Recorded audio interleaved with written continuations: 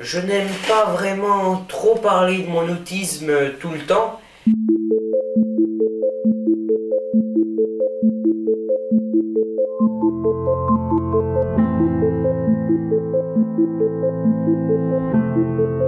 J'ai eu une enfance, si vous voulez, assez marquée par justement les symptômes visibles de l'autisme.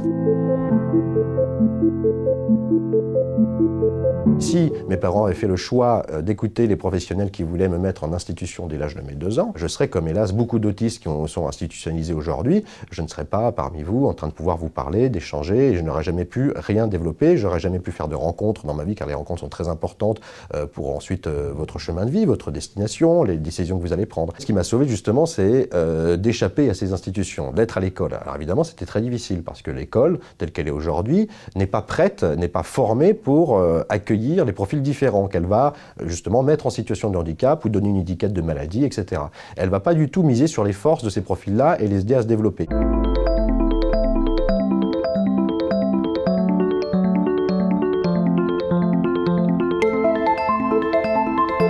Dans notre société normative, finalement, on va accorder beaucoup plus d'importance, que ce soit par exemple dans les entretiens d'embauche ou même dès l'école, à la façon d'être capable, selon une norme établie, d'expliquer quelque chose, plutôt que de l'avoir compris.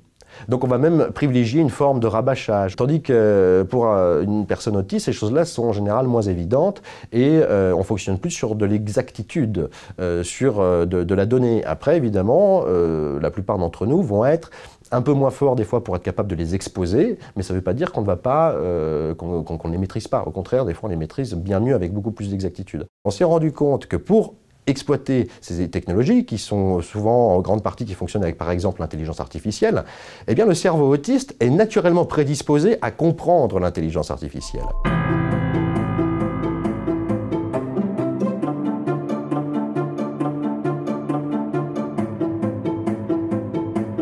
La société va devoir s'adapter à l'autisme, c'est inévitable. C'est inévitable parce que sinon la société va se murer dans les propres normes qu'elle se sera créée. C'est un enjeu stratégique, c'est un enjeu économique, c'est un enjeu social.